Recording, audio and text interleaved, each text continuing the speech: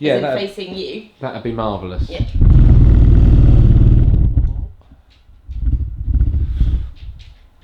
There we go. Wizard. Cool. Amazing.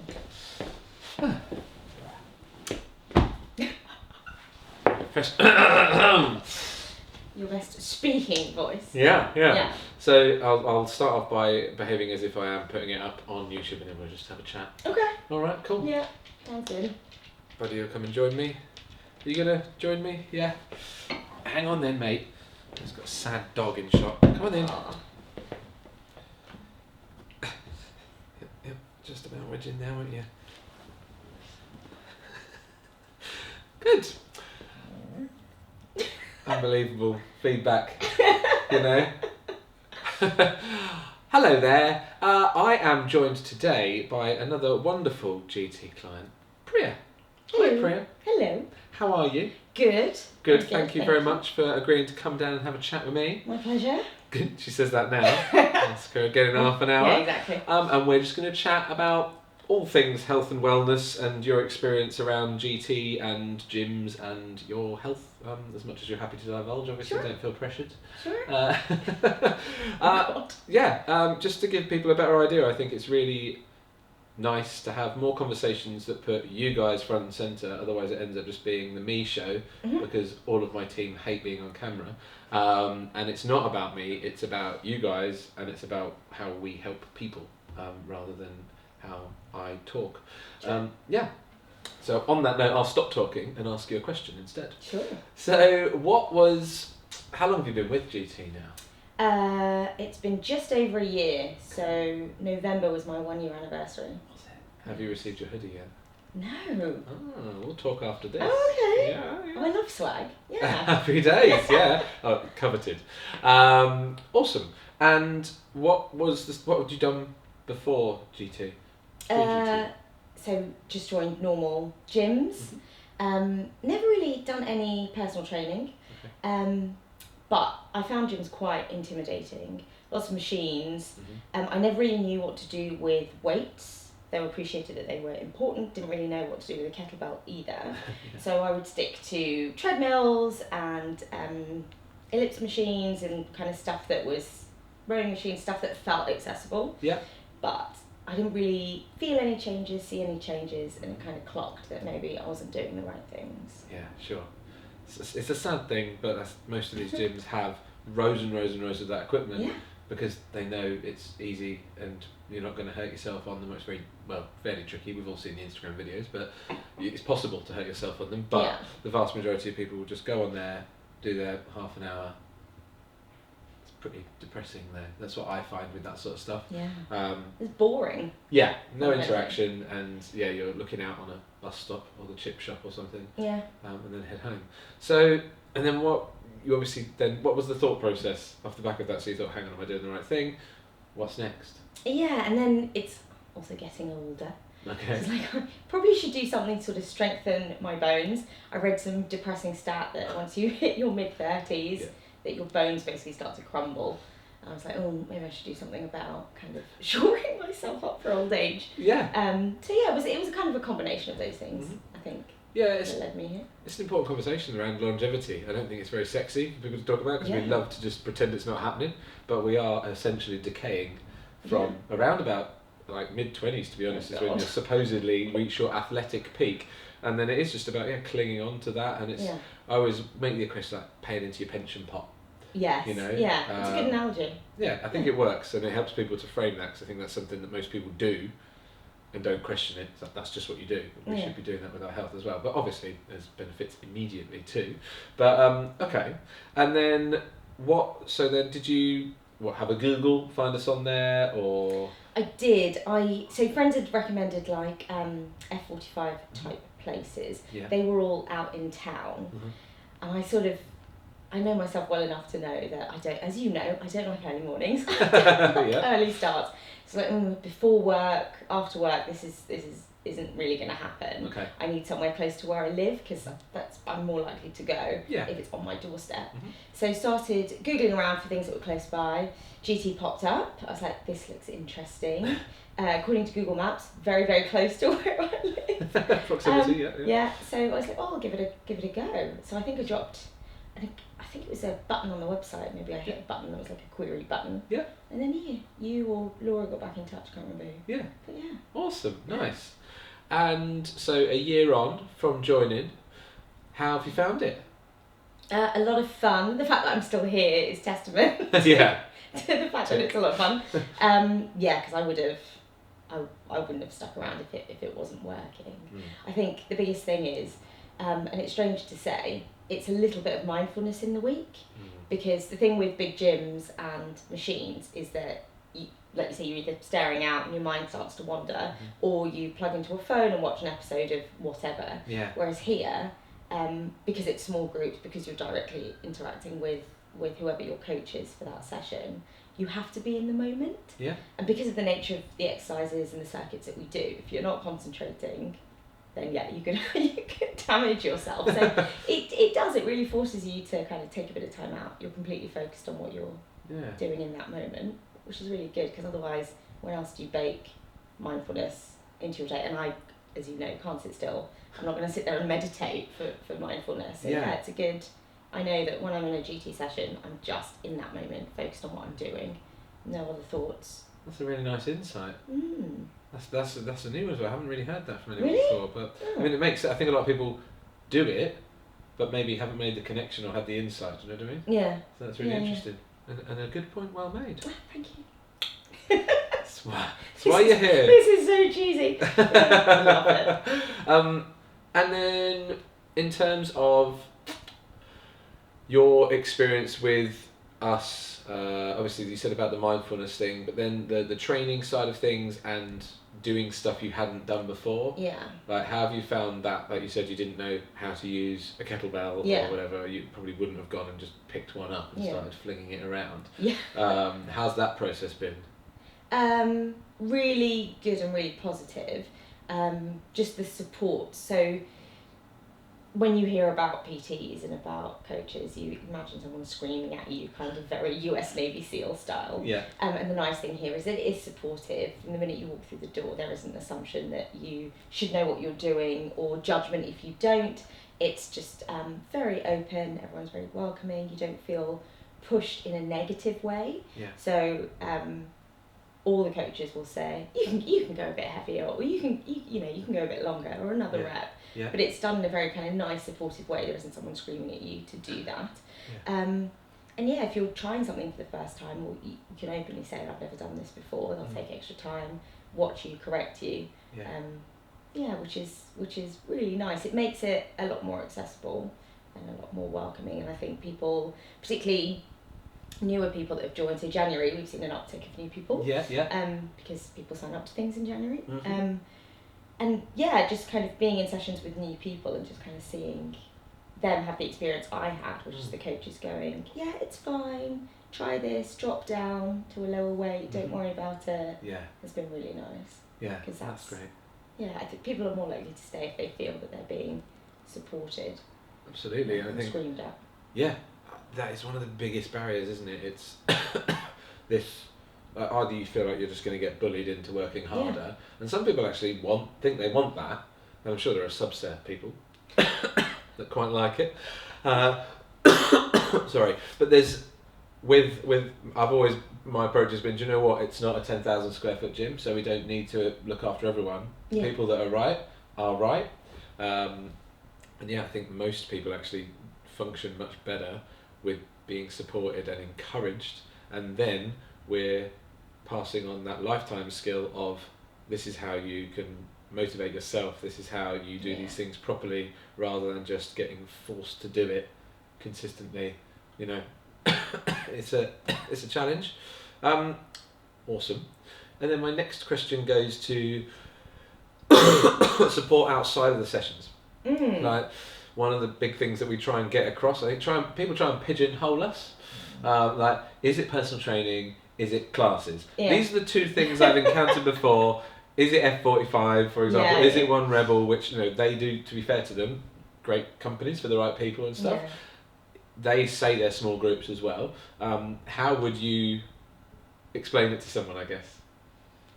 Ooh. And then if you get it right, then I'm just going to put it on the website and the marketing and credit you once. And then it's Okay. mine.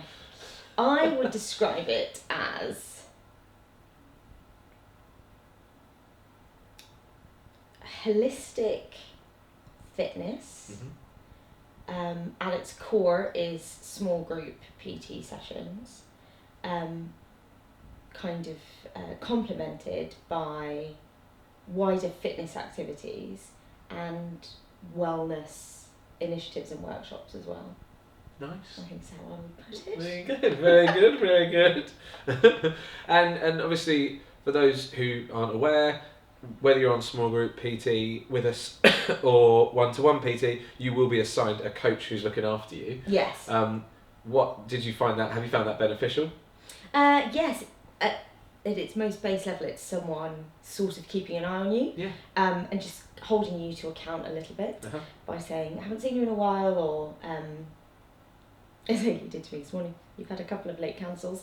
Yeah. But it's nice to know that there is someone that you can reach out to. Everyone is very supportive. Most people get into routines, so they're in the same classes. As you know, dot about. Yeah. So I have built up a little bit of a relationship with all the coaches, but it's nice just to have one point person that I know I can go to, ask any questions to. And equally, the coaches set up little catch-up sessions, I guess they are, with each of us, which is really nice. And you can use that time however you want, a bit of a chat, or I want to focus on this, or actually I've noticed that I'm doing this, or it can be whatever you want. Can you help me about sleep or nutrition or whatever it is, which is really nice because that's a bit of time just for you and them, particularly if there are things that you don't want to maybe ask in the group. It's absolutely a little bit of sort of private space to do that. Because the other really nice thing about the focus here is that it's on form. It's not just on do as many reps as you can. It's on actually do it right. And if you do fewer reps, that's okay, but do it right so you don't get hurt and you actually see the benefits. And I'm not shy about going, am I doing this right? Show me how to do this right. But equally, there are people that probably would, in that one-to-one session outside or with their kind of assigned coach, can say, actually I'm not sure I'm doing rows right, can you show me again, can we just look at squats and is my form right or whatever. So it's kind of nice that you know that you have that if you need to outside of the sessions. Love it. Good stuff. And with your, in terms of results, changes and things, what difference have you seen in yourself? Oh, I definitely feel fitter. So I recently took myself around Latin America, was doing a lot of quite active things, hiking, trekking, whitewater rafting, throwing myself off cliffs and stuff. And the fact that I felt confident to do that, and I knew that my fitness wasn't going to be an issue to do all of those things, I attribute to having done, by that point, almost a year here. Because I felt confident signing up to those things, knowing I could manage, because I did feel stronger and fitter. The one thing I have stopped doing is stepping on the scales, because the number that you see is not reflective of your fitness at all. Muscle weighs more than fat anyway. I think it does anyway. It does, so I step on the scales now and I see a very high number, but it doesn't freak me out because I know in myself that I'm leaner, fitter, my clothes fit better. So I use the clothes test now as opposed to the scales test as to how I'm doing. But yeah, I definitely feel stronger, awesome, which I think is the key thing. Cool. And then how about outside of the gym and outside of training and body image, how about other things? Can you think of anything else that is there any other ways where it's had a knock-on effect, do you think? Oh, definitely. I'm more mindful of nutrition, I think.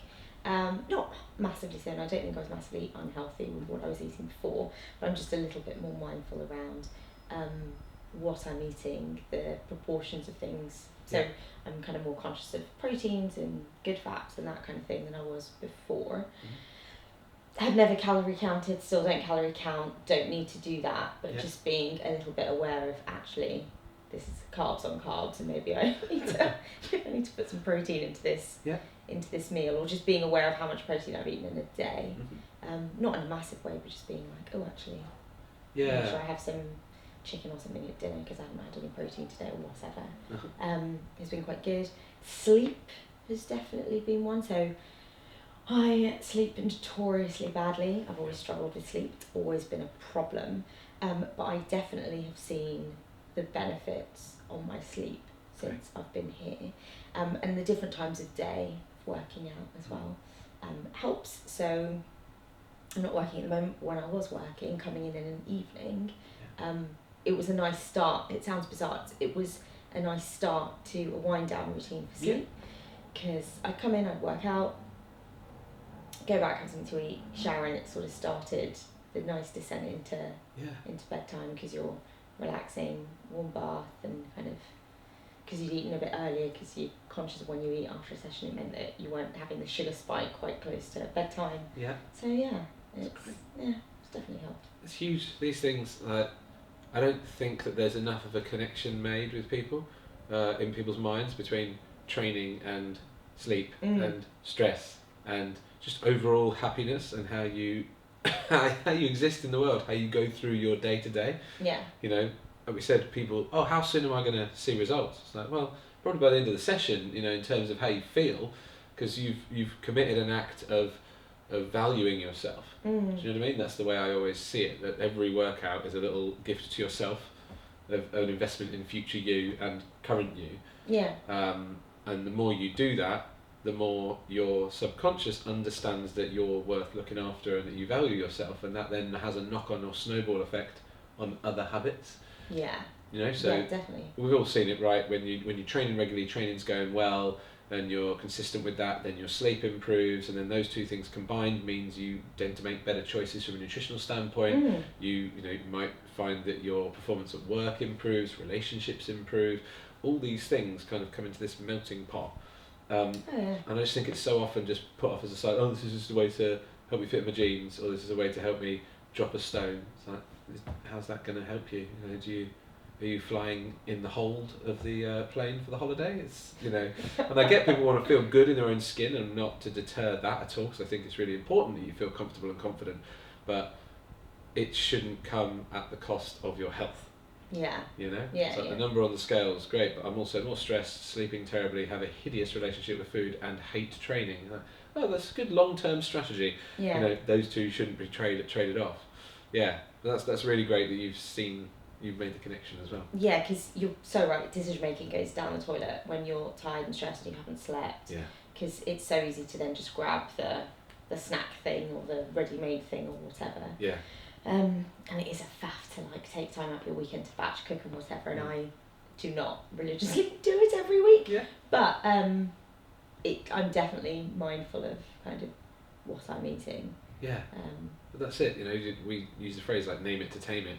The more aware you are, the more you bring your awareness to that, it tends to improve the behaviour. Yeah. It's like if you ask someone to keep a sleep diary, it really, quite often it improves their sleep, because they start to take notes and go, oh, look, when I did this. So almost by the end of the week, before they give you the diary back, they've addressed and improved the things that they were getting wrong anyway. Yeah. It's the thing, I think most of the time, it's difficult. People come in and expect us to come out with these amazing, fancy ways to hack. There's all the rage these days, I found this fantastic productivity hack, or this hack to do this and that. No, it's just the simple stuff that you should be doing. Yeah. We're just going to help you do it consistently and do it from a place of authority. You will do it if we say, oh, you should try this. Oh, really? Yeah, I think I read something about that once. Or, or, oh, really, I should be having more vegetables. Yeah. We've got a lot of people asking at the moment about the Zoe app. Oh, yeah. And I'm deferring judgment on it. Me and the team are attending a webinar on it next week with some peer-reviewed studies and looking more at the exact science behind it. But from what I know, it is just another example of we're overcomplicating things, and the advice you'll get on the other side is actually the same stuff. Just eat more vegetables, then you'll get more fibre in, and then this will improve, this will improve, this will improve, this will improve, or eat more protein, and then that'll generally bring your calorie balance down. So many simple things. We're dated out though, so you can get data on everything, right? I wear a iWatch, so I'm getting data on my sleep, I'm getting data on my steps, I'm getting data on how much I stand. Yeah. It's so much data, and you can drive yourself kind of doodally, reading it all, assessing it all, trying to process it all. Yeah. And actually, you just vaguely need to know, as long as I get between 6 and 8ish hours sleep. Yeah. Personally, for me, that's good. As long as I'm it's very good at reminding me to move, so I just make sure I'm moving a little bit. Yeah. But beyond that, it's just getting into kind of reams and reams of mess data that you just don't need. Yeah, it's true. Like, I don't need to know exactly at every moment how many beats per minute my heart's going, and I think it's just a lot of data. We've only got capacity to focus on so many things at once in our brains, but what we tend to do then is we get drawn to focus on the sexy stuff. Like, I'm going to start doing saunas twice a week, and I'm going to do this, I'm going to do that. It's like, cool. Are you turning your phone off an hour before you go to bed? Are you practicing some sort of mindfulness? Are you training consistently? Hit the big things, the big needle movers, and then we can whittle down to the little funky bits if you want to get an ice bath in your back garden or whatever, because you've seen it on Instagram. That's my favourite one at the moment. I'm a big advocate for an ice bath. Hint, hint, Ian. Oh really? Yeah. You quite like an ice bath? My problem with it is, if you're trying to gain lean muscle, then it actually will kill your gains. Oh really? Yeah. So it's anti-inflammatory, but we want an inflammatory response after we do a strength workout. Yeah, so there are health benefits to it, don't get me wrong, but I would advocate for a sauna rather than an ice bath. I thought it was meant to be sort of regenerative for... It can be, so the nervous system and things like that, it can help stimulate improved biomarkers in some areas, but the one biggest thing that a lot of the studies show now is that a lot of that will be wiped out if one of your issues is, or one of the biggest goals you've got is maintaining lean body mass.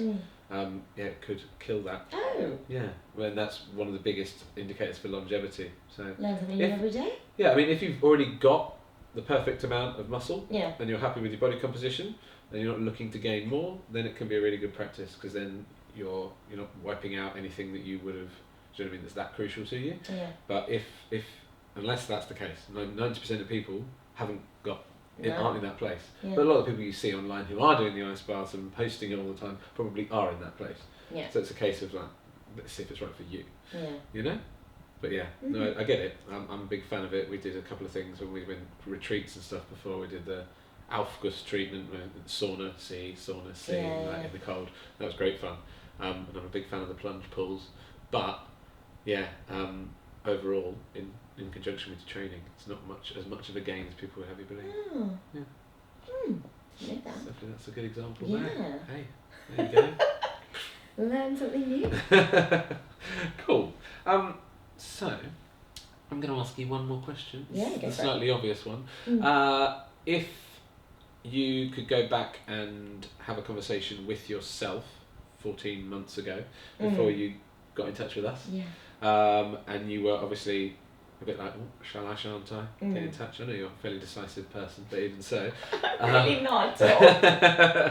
I love that that's what I'm projecting, because I'm not at all. No. Okay. Horribly indecisive. There you go then. So indecisive Priya, she's looking around, she's going, I don't know, shall I click the button or not? Yeah. What advice would you give to her now as an established member here and having experienced it for yourself? Oh. I would say, don't be afraid, just throw yourself into it. Be open.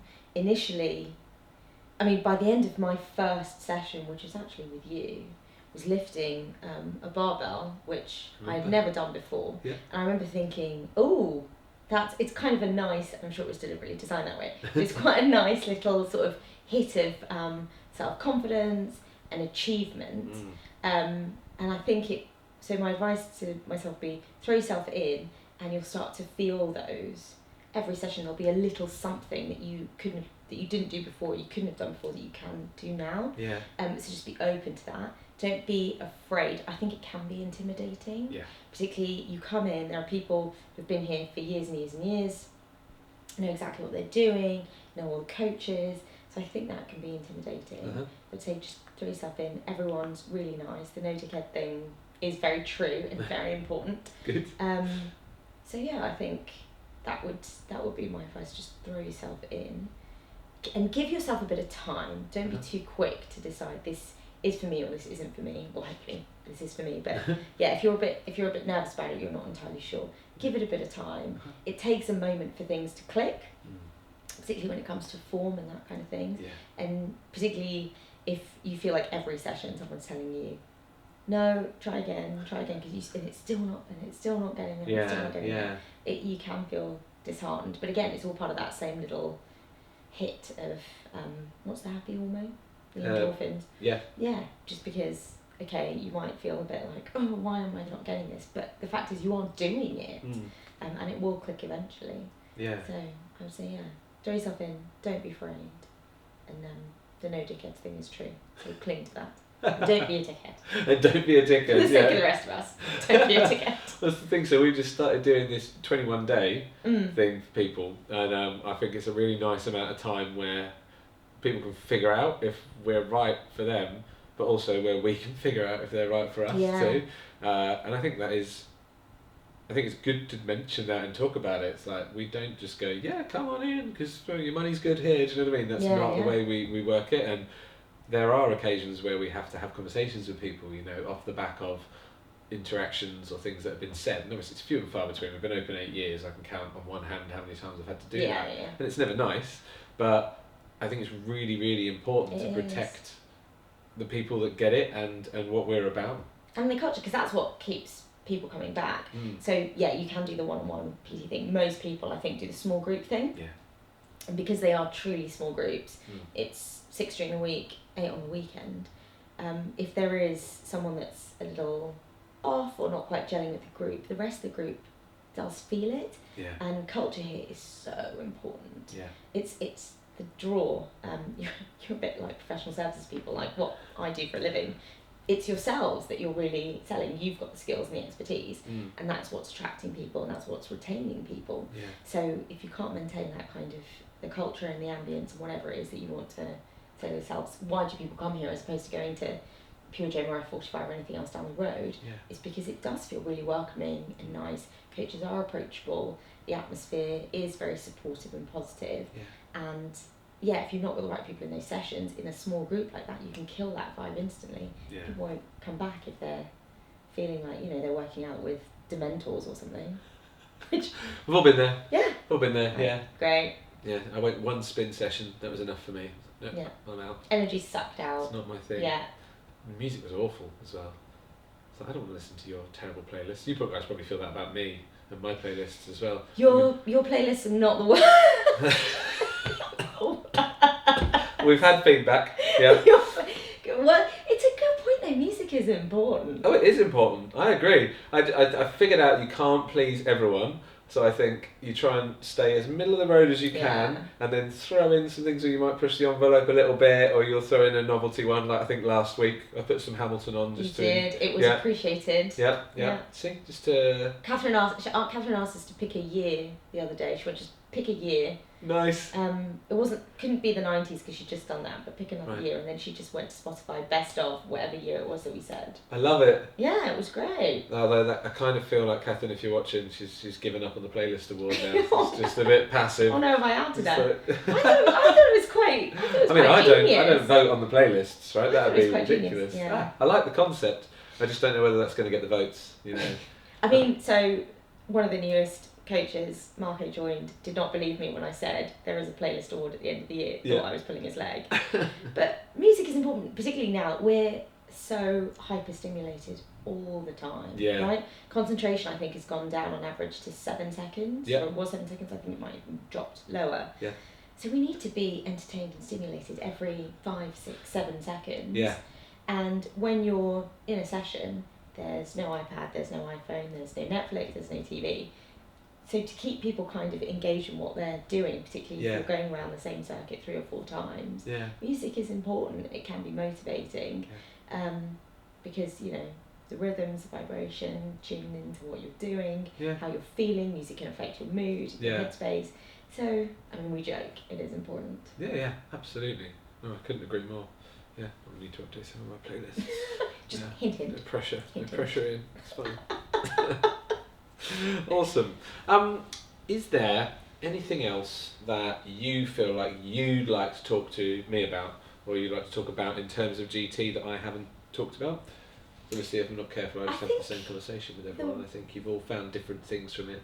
Yeah, I think what surprised me, and I didn't know before I joined, and maybe it was because it wasn't in the materials on the website, or maybe I just missed it, was that it's, like I said, the holistic aspect of it. There is more than just coming, doing a workout properly with support, but stuff like the yoga, the martial arts. So there's additional kind of fitness bolt-ons that you can do and engage with here. The breathing workshops, all really, really important and helpful and surprising, because it wasn't something that I expected GT to offer. Was very pleased that they did, have engaged with all of it and love it actually. Complete highlight to the week. Because it's just so complimentary. And again, on the mindfulness point, I can't meditate, I can't switch off, but martial arts is another opportunity for me every week just to completely focus in the moment on what I'm doing, because if you don't, I'm going to get hit in the face. So but that's been great. And then the workshops that happen around all sorts of things, women's health, nutrition, sleep, all super useful. And again, not what you'd expect. It'd be so easy to just say, we offer PT, come do your workout and leave. But to have all of this kind of included, it's been really beneficial and helpful. And I just don't know that it's out there enough as a differentiator for you. Awesome. Well, I'll just put that on Instagram and then it will be. Happy days. Job done. That's amazing. Thank you, Priya. Pleasure. Love it. Now then, I'll turn the camera off and then... Then shall I tell you the truth? Shh. Right, so